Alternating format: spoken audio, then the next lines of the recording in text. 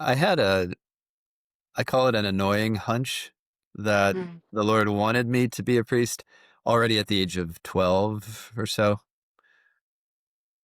But in high school, I did not want to be a priest. I wanted to basically play sports and look at pretty girls. So that was a basic summary of high school. And I tried to avoid the vocation question even into college. But at a certain point, the Lord was insistent and persistent.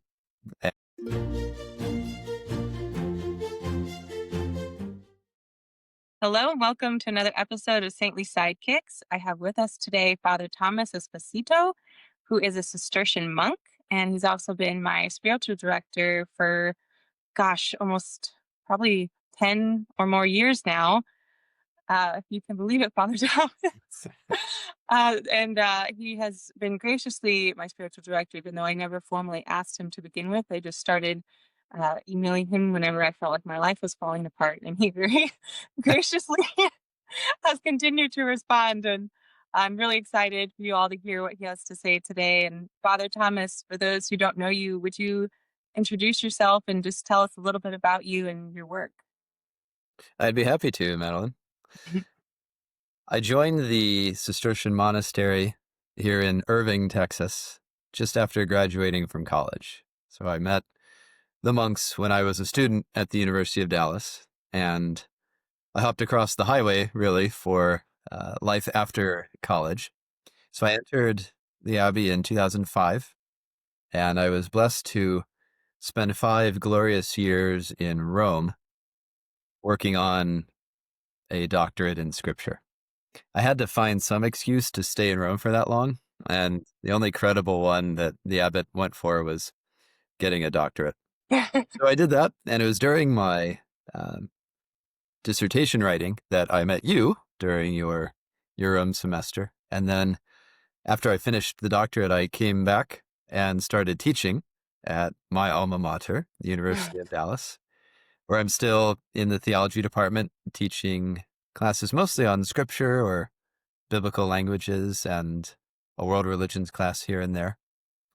I also teach a world religions class to the seniors at our Cistercian preparatory school. And then I have a couple roles in the monastery as well. I'm the sub prior, which is basically just a leadership position in the community. And I'm also in charge of the formation of the junior monks who have made their first vows, but not final vows. And my work with the juniors tripled about 2 weeks ago because we had 3 junior monks last year, but then 6 of our novices made their first vows on August 17th. So now my portfolio has greatly expanded, but it's a joy to have that work because it's a sign that our community is flourishing to such an extent that we're literally running out of rooms. There are 34 monks in our community, and there are 35 bedrooms in the monastery. So we're starting next week, actually, to break ground on a new wing to house all of those little monklings that are now coming in greater and greater numbers. That is such a good thing to hear. It's so encouraging because you always hear about we have a need for more priests and to pray for more priests. So it's really so nice to hear that they're overflowing over at the Abbey. To be sure, there are many other monastic communities that are dying out, for lack of a better word, who haven't had a vocation in 10, 20, 30, 40 years. But we don't have that problem. We're having the problem of what to do with all of the new recruits we're getting. So clearly the Holy Spirit is at work, and we're just trying to receive these gifts of the young guys and nurture their vocations. I think you've told me this before, but I'm my memory is fuzzy. Were you felt like a call to the priesthood when you were young, or did that happen later? I feel like it was maybe both. Remind me, I'm totally blanking. There's a little of both. I had I call it an annoying hunch that Mm. the Lord wanted me to be a priest already at the age of 12 or so. But in high school, I did not want to be a priest.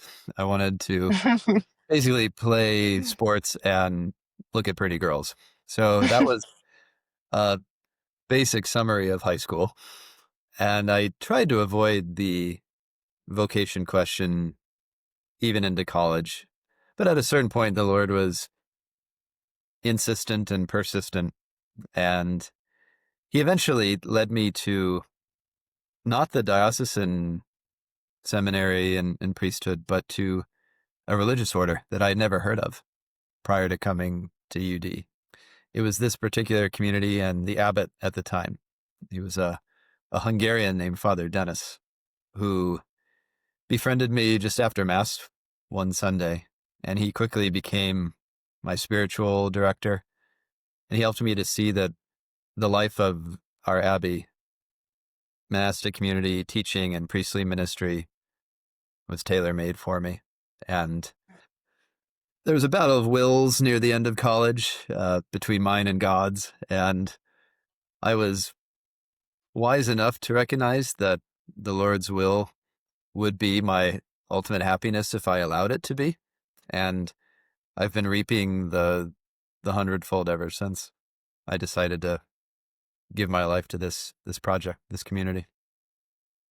And so for a Cistercian monk, you guys you live at the abbey Mhm. full time, correct? And then but you are able to, like, obviously you were able to travel, you've been to Rome, you get to visit family, all it's not Right. like a cloistered nun, right? Where they're just there Forever. forever. Yeah, thank you. I Yes. was like Yeah. looking for the word, but forever sounded dramatic, but that is what it is. So Yes. We are a little unique within the worldwide Cistercian order in that we have an active ministry and that we do not have such an absolute cloister that we're bound to stay in. Really, for historical reasons, the monks from our mother house back in Hungary started becoming teachers somewhere in the late 18th century.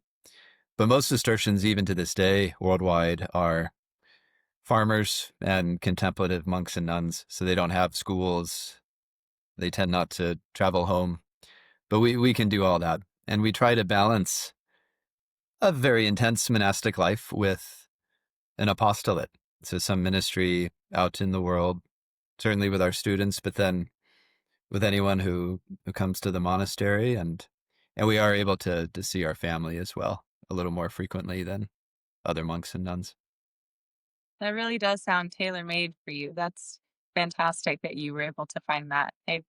And when you become a Cistercian monk, you choose a new name, correct? Hmm. Hmm. Okay. And so when you're choosing that name, is it tradition to like pick from a saint, or is it can it be any name at all that you just feel connected with? So in our tradition, the abbot lets the incoming novices pick 3 names and a corresponding patron saint. And you have Okay. to write up a reason why you want those names, and you give them to the abbot. But he is free to bestow any name whatsoever he wishes upon you. Wow, I didn't know that. Yeah, in my time here, the abbot has always given one of the 3 names that Mm. the monk has asked for, which kind of makes sense. You don't want them to be saddled with a name they didn't want for potentially the rest of their lives. And there are some names that just wouldn't fly. So some of the old guys always recommend names of obscure desert fathers like Barsanuphius or Paphnutius, and strangely, those have never been put forward as names. Uh, but my 3 were Thomas for St. Thomas More, Maximilian for Maximilian Kolbe is also my confirmation patron, and then Francis for Francis of Assisi. And Father Dennis was the abbot at the time, and he chose Thomas for me, and I was Did happy about it. quite You happy. were okay. I was gonna ask, did you want one of the other ones more than St. Thomas More, or were you pretty happy with it? Well, there's a backstory to the second name. Um, I ended up writing down Maximilian as my second choice, but I was secretly hoping for Maximus, not because I had a great devotion to Saint Maximus the Confessor, who's a really dope saint, but I was more enamored at the time with the pagan figure in the movie Gladiator, whose name is Maximus. I just thought it would be the coolest thing to be called Maximus as I joined religious life. Well, I told Father Dennis about this grandiose idea, and he always had a unique way of cutting you down to size real quick. And so he let me say that request, and then he said, I will call you Minimus instead of Maximus. And I immediately retracted my request and shifted from Maximus to Maximilian, which was more holy anyway, because I actually did have a devotion to Maximilian Kolbe. I love that story so much, and I can picture him saying that. So Oh, yeah, his Hungarian accent was very thick, and his eyes got real big. So I will call you Minimus instead. oh, and now you're Father Thomas, so you didn't get That's right. didn't That's right. yeah. So Thomas worked out after all. And Mhm. so did you obviously you picked the name, it was one of your 3. What about him kinda drew you to that name? I was introduced to St. Thomas More's life and writings in college. So you probably remember Dr. Wegemer, Mhm. who's still teaching in the English department. He is one of the world's experts on the life and writings of St. Thomas More. And I had heard of Thomas More prior to coming to UD, but I really did a deep dive into his life. And I found it to be such a compelling combination of holiness, just intellectual brilliance, wit, and courage.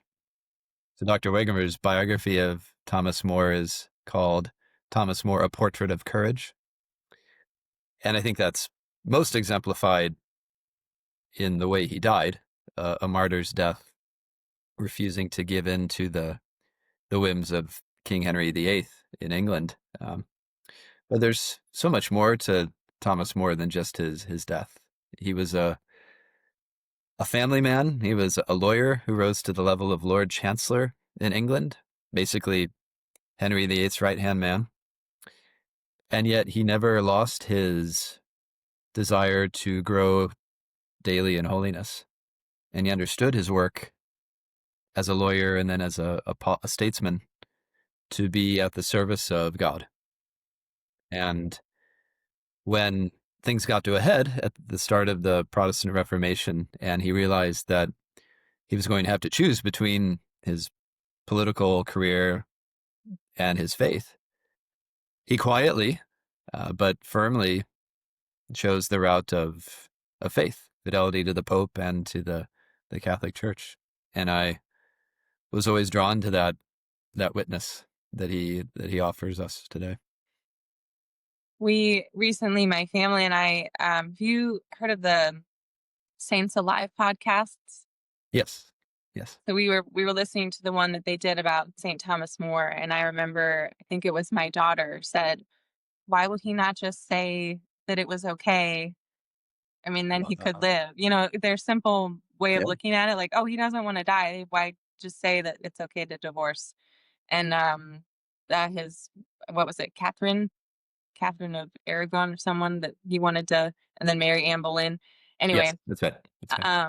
yeah, and I said, "Well, because he's trying to do what God would want him to do." And it was really hard to explain it to them without, I don't know, it's an intense Mhm. subject for children, especially because my oldest is only 7 Mhm. and the other one listening is 5 now. So it it really got me thinking though, because so many little decisions throughout the day that we have where we could just take the easy route. And Mhm, I I when you were speaking about your journey of deciding whether or not to enter into religious life and mhm, trying to figure out God's will versus your will, I feel like there's a lot of parallels between you and Thomas More in that regard of where you could just take that easier route and no one would have shamed you for it or blamed you or, said anything against you. They would have understood like, oh, that makes a lot of sense.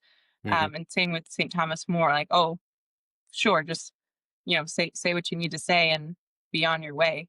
mhm, Um, yeah, so I see a lot of him in you and in the way that you live out your life. And I like that you mentioned that he was also just very intellectual, but that he was quietly firm in what he stood for and wasn't looking to be a martyr, but that in the end he was determined to be so and not fall into what the king was asking of him.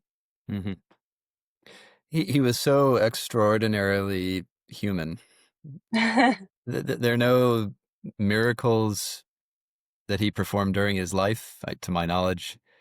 He was simply a husband, a father, a lawyer, a writer who contributed much to the life of the Catholic Church and to England during his life, and yet was always aware that underlying all of his thoughts and deeds and friendships was the need to draw closer to Christ. He actually discerned the religious life as a young man going to law school. He Mhm. stayed with a group of Carthusian monks who lived in the town of London and ultimately also died as martyrs later. Um, but he discerned that he would be able to serve God better as a chaste husband rather than a licentious priest. That's the line that that he himself used to describe his choice. And I kind of came to the opposite conclusion that the Lord was calling me to be a chaste priest, and that doesn't mean that I'm at all better than Thomas More. It just means that I think of his example of adhering to the will of God without without discussion in a real sense. But he's extraordinarily human in the sense that he adhered to the will of God while struggling all the way because he simply handed in his resignation. He didn't make a public protest of anything. He didn't explain why he resigned as Lord Chancellor. He just retreated to his home. And I think he was hoping that Henry would just kind of let him slink away. But Henry ultimately had a bad conscience about the affair because he knew that if a man such as Thomas More was not willing to go along, it must be pretty bad. And More truly stood alone at the end of his life. So just the drama of being in a jail cell in the Tower of London with your wife and eldest daughter pleading for you to swear the oath and to just get rid of this scruple of conscience. Of all of the bishops of England during Thomas More's time, only one refused to go along with Henry VIII's desire to get this divorce and then start the Church of England, the Anglican Church, with himself as head. That was St. John Fisher. Besides John Fisher and Thomas More and a few Carthusian monks, almost no one stood up to Henry VIII. So that simple witness of courage is immense. I of course am relating to the wife pleading Yeah. pleading with the husband, like, but I think that just makes his act, like you were saying, even more incredible that he did have this wife and daughter that were looking to him and not wanting him obviously to meet that fate, and that he still remained true to God above all else, which is Hmm. what we're all called to do, and so many of us struggling to do every single day in the little ways where, and I think probably that's what allowed him maybe in the end to do what he did, because it sounds like in his life he kept the little ways in line with what God was willing as well. And yeah, especially if he was discerning to be a Carthusian monk, but then realized, it kind of reminds me of Saint Zelie and Saint Louis Martin, that they both wanted to be in the religious life originally, and Hmm. but found that they weren't called to that, and that they were called to marriage. And but that I think that takes courage to have like an original idea of what you wanted to do, Definitely. and what you were saying as well, kind of have this path that you would rather go on, but then realizing God's calling you to something else and having the courage to pivot, even though that wasn't the original plan. And you mentioned Saint Maximilian Kolbe, who obviously was also a martyr.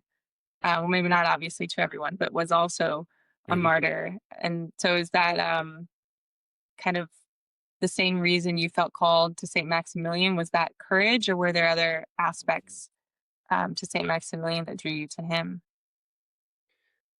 Certainly, courage would be the driving motive. I think young boys and men need illustrious challenges to aspire to and Mm. examples of heroism to model their own lives after, certainly the lives of faith. So I recall as a young boy, 6 or 7, reading a kid's book about the life of Maximilian Kolbe. And evidently he was a rambunctious youth. And after maddening his mother one day, she threw up her arms in frustration and said, I think Raymond was his original name. Raymond, what is to become of you? And that prompted this crisis moment in young Raymond Kolbe's life. He says, what am I going to become? Am I going down the path of perdition? But he had a vision of Our Lady, I think as a 7-year-old, in which Mary offered him 2 roses, a white and a red one. And he asked what they stood for, what they represented. And she said the white would be for purity and the red would be for martyrdom. And like a good, eager kid, Maximilian chose both of them. It's like, yeah, I want them both. 2 is better than 1. And he received them. He received the virtues necessary to lead a life of intellectual and moral purity, but then also to receive the martyr's crown at the end of his life. Um, and the more I live and read about his life, the more I'm drawn to his courage in becoming a Franciscan, in using modern technologies such as the printing press at that time and radio, more so the radio for him. Not many people know that he set up a Catholic printing press in Japan. And he was in Nagasaki, where obviously the atomic bomb went off a few years after his death, but the Franciscan printing press in Nagasaki was untouched. And so his work was able to continue in various ways. He used all means available to spread the gospel in a way that you're doing right now with this interview series. So I admire that boldness of vision that he had in spreading devotion to our Lord and to Our Lady through novel means of communication. Obviously, his martyrdom is just seared into my mind as an act of almost unbelievable heroism. So he's in Auschwitz. He was Polish and was arrested as a Catholic priest. And after a convict escaped from the concentration camp, the German commandant demanded that 10 men be chosen at random to starve in a bunker as retaliation. And a father of a young family had been chosen and was pleading with the guard as he's about to be dragged away. And Maximilian Kolbe steps out of line, which itself could have guaranteed death. And he says, I want to take the place of this man. And that confrontation between the Catholic faith and Nazi Germany in the form of the commandant just captivates me. The commandant had no idea what to say or do. He was so totally flustered by this guy. And he asked him, who are you? What the heck are you doing? And Kolbe just says, I'm a Catholic priest. He has a family. I'm a priest. I want to take his place. And so the commandant allowed it.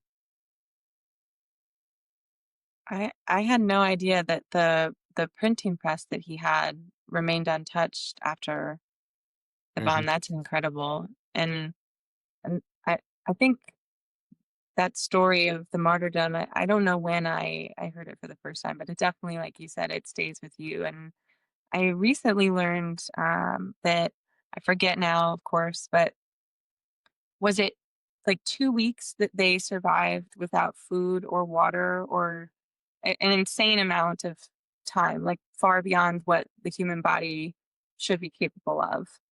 And I think it wasn't just him, but the men that were with him also lived that long too. Do you remember? My memory's a little fuzzy, but he was certainly the longest to live. I To think live. there's one other that survived with him up to that point.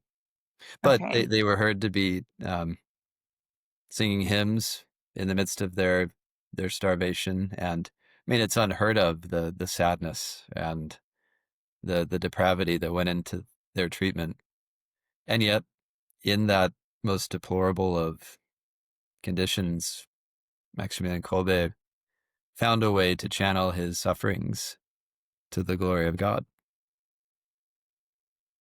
Would I And have the courage to do that in that situation? I suspect not. Um, one of the great privileges of my life was to go to Auschwitz as a college student at the time, and I found almost by accident the starvation bunker in which he died.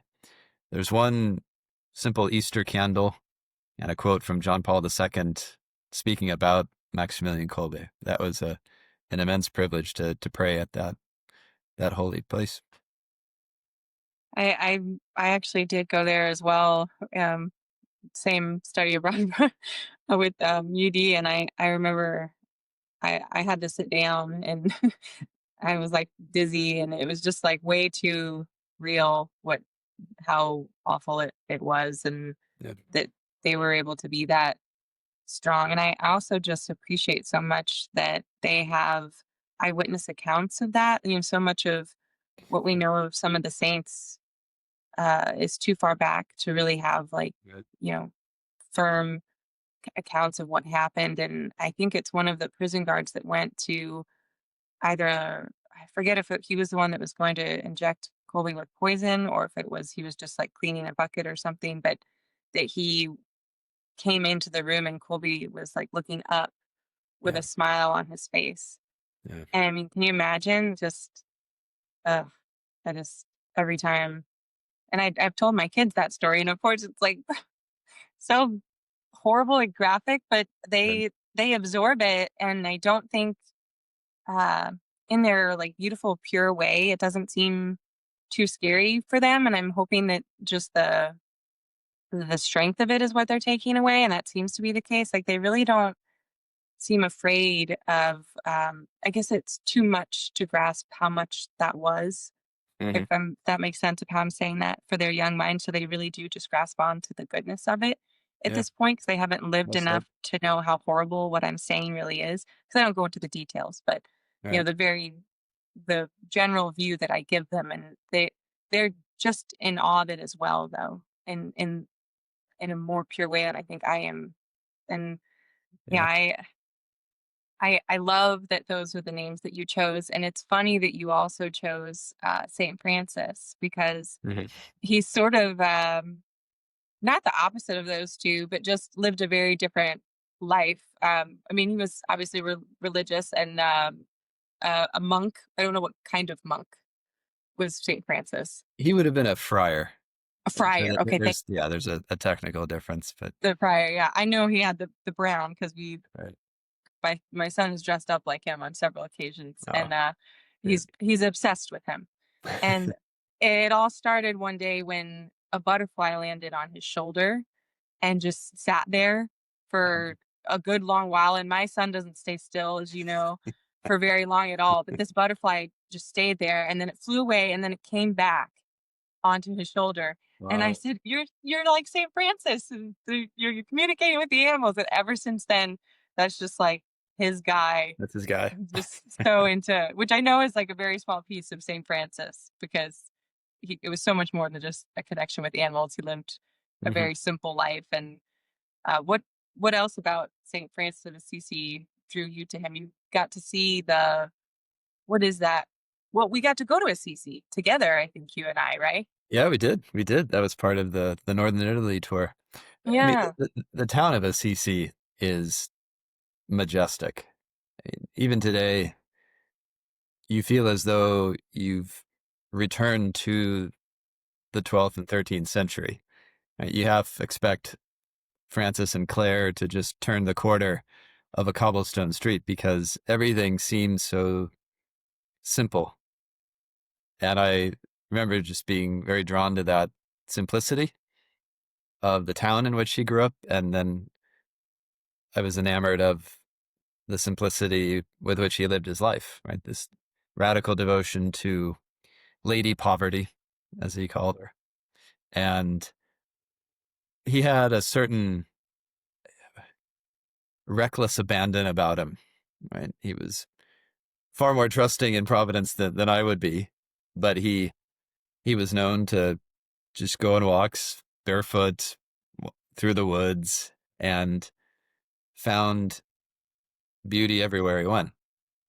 Thought of the sun, the moon, and the stars as, relations, as friends. And I think that simple way of interacting with the world was lovely, and it was enchanting, as it has been for so many people.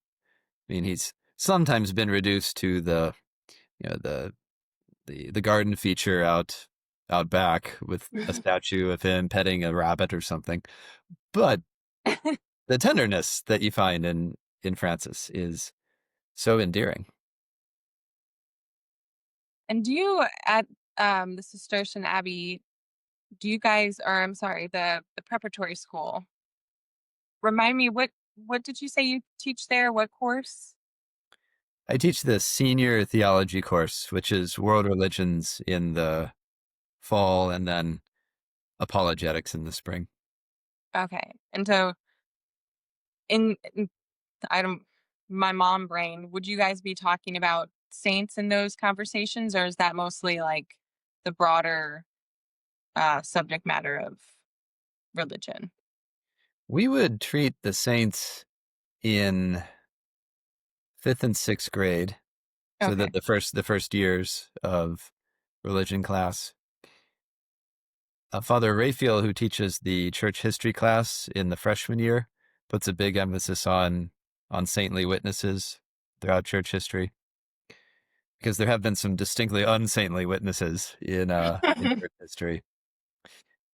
At the end of senior year, I do a brief unit on the saintly heroes connected to our monastery, specifically the Hungarians, some of whom were martyred under communism in the 1950s, and whose sacrifice made our community possible here. So I do bring them up in the spring of senior year. Mhm. It would be an incredible lesson to learn in that environment for sure. I'm glad that that happens for them, and that they get to have you as an example. I still trying to figure out what we're gonna do school wise for all of my kids, but particularly my son. I like the idea of, an all boys environment for him, and that Mhm. example, and being able to just be a boy in that regard. And I'm glad that you all are providing that for so many young boys right now. It's encouraging. Sure, sure. Well, you still have a few years before I you have do. to I think have a about lot of time. distortion for him, but Yes. I know I'm a, well, I don't always worry about the future, but when I do, it's usually involving my children. Understandably. Yeah. Yeah. Mm. Well, Okay. Father Thomas, thank you so much for sharing all your perspectives on those saints and for taking the time to do this with me today and for all of the many, many times in the future that you're going to be helping souls get to heaven. Thank you. I really do appreciate it. You're quite welcome, Madeline. It's always a joy to talk about the saints, and I'm just grateful that you invited me to share a little bit about saints who I'm devoted to, and I'm always in need of their intercession and encouragement. So thank you again.